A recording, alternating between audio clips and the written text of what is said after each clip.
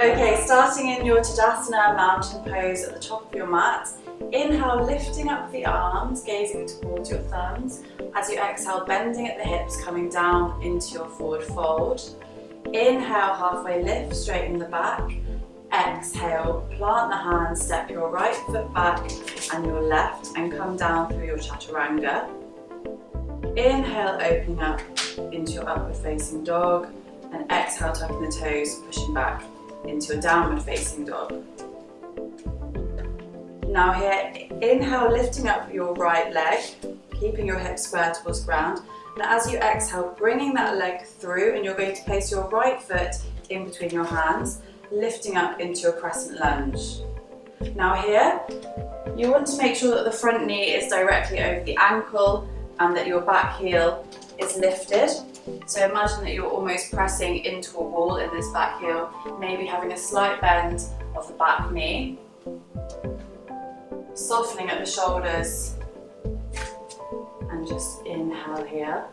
As you exhale, open up into Warrior Two, so you're dropping the back ankle, keeping that bend in the front knee, and you want to make sure that the heel of your front foot is in line with the arch of your back foot here, so maybe changing up the stance if it's not, and just aiming for that opening across the hips. Really pressing down into the back edge of your back foot, so it's almost like you're trying to scoop the mat up between your 2 feet. And when you're having your arms up, you really want to be working on opening through the rhomboid, so through these muscles that are in between your shoulder blades at the back. So maybe even inhale, lifting up your shoulders towards your neck, exhale, bringing them down and really feeling the difference in the muscles there. Now moving into Trikonasana, straightening up the front leg, and as you exhale, coming down, bending forward and then rotating down into your Trikonasana.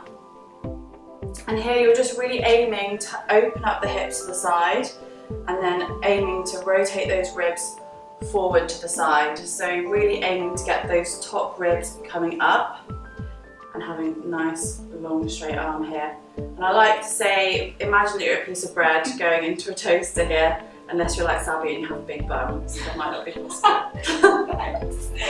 Well, and now we'll move into your half moon Ardha Chandrasana. So bending into that front knee and then coming in, lifting up the left leg. Again, opening up across the hips here and perhaps bringing your gaze up towards the lifted arm if it's there for you. If it's not, that's fine. And now exhale, you're going to drop that left foot down back into your Warrior Two. And then as you exhale, windmill the arms down around the front foot, stepping back into high plank and then coming through your vinyasa.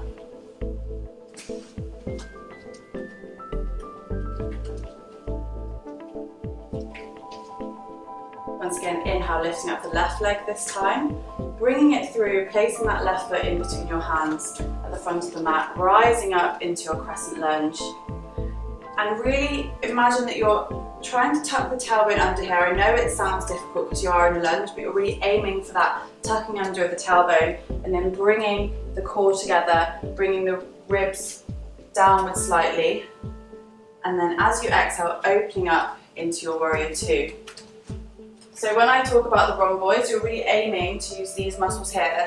They're forgotten about big time because we're like always sitting hunched over computers, but it's so important that you use those muscles here, and as you lengthen through those arms.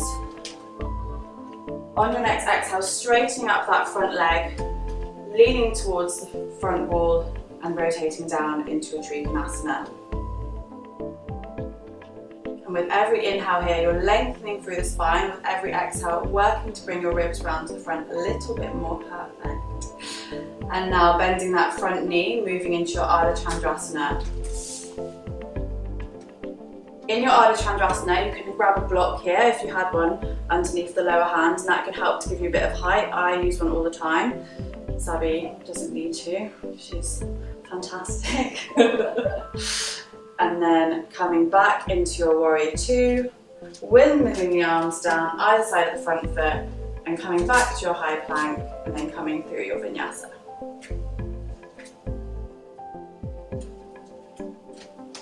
Amazing, Sabi, what can I say? Great work.